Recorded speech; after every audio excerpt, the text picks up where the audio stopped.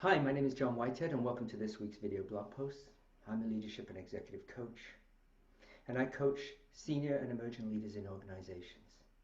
And over the last few weeks I've been talking about one of my favorite books, What Got You Here Will Get You There, by what I call my virtual coach, Marshall Goldsmith. And in his book he has what he calls his 20 habits that keep you from the top. And I'm going through these one by one, and they're really my interpretations, what I have read into them, how I've seen them manifest in other individuals.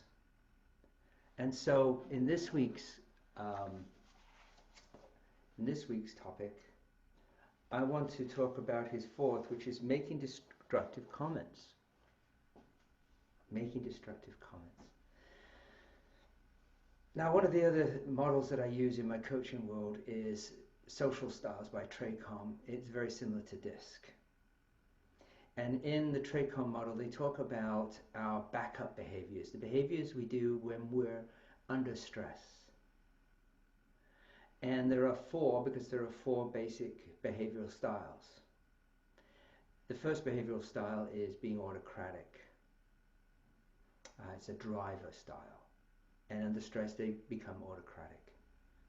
One of the other styles is analytical, and when they're under stress they avoid making decisions. The third one is amiables, and when they're under stress they will acquiesce, they will give in. Finally, the fourth one is expressive, or the I in the DISC model. And their backup style is to attack. And Marshall in his book says only about 15% of his clients have this propensity to say something destructive. In my model it's the expressives. And guess what? I'm an expressive. So I recognize where this comes from. And the attack means that they don't physically attack, is they'll verbally say something. So you've probably been in a conversation with somebody and you'll hear they'll just say something, or like, that's a nice tie, or, well look, I can't believe that person said that because X, Y, Z, right? Or I was in a workshop once when people were talking about their styles and somebody said, well, I kind of get pissy. Yeah, so that's it, that kind of nails it.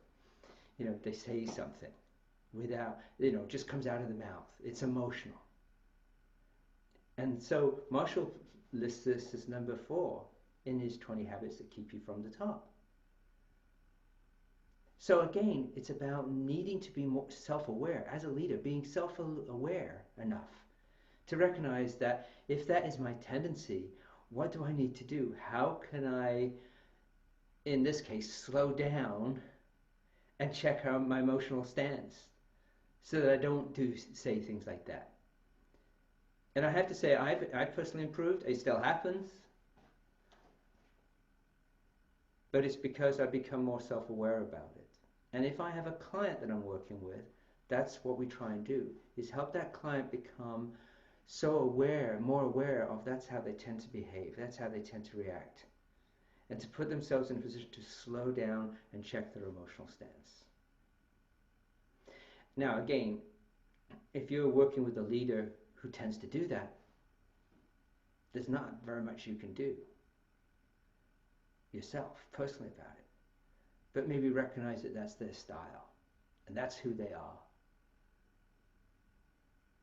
If it's you, if you have that personal tendency, you think that that's something that you do, stop and ask yourself, is this, what I'm about to say, really matter? Why am I saying it? Is it just to get back? Is it like one of the previous 20 habits, which is to win? You just need to win, so you'll say something so you feel like you've won it, you've won the argument? Or you're saying it because you just think that your idea is better? So if you're, in my in my research with TRACOM, about 25% of the population has that tendency to do that. It's not that others don't do it, it's just that there's that 25% that have a tendency to do it more than others. And if you're in that space, then what you have to learn to do is to slow down and check your emotional stance. And yes, you can do it. You can shift that behavior. It's like creating a new habit. You can do it. It takes time, it takes practice, but you can do it. And actually, again, to be very selfish, if that's something you might want to talk about, feel free to reach out. No obligation. I offer a free 30-minute consultation anyway. Just go to my website, johnkWhitehead.ca, click on an appointment, and just schedule some time with me. And when you go onto my website, you'll see a pop-up that says, sign up for my blog posts, and you'll receive a free copy of my ebook, What Are These Things Called Soft Skills? So again, just my interpretation, just my ideas, just my thoughts. Happy to read what yours are if you want to put them in the comments below. Thanks again for watching, and we'll talk to you again next week. Take care.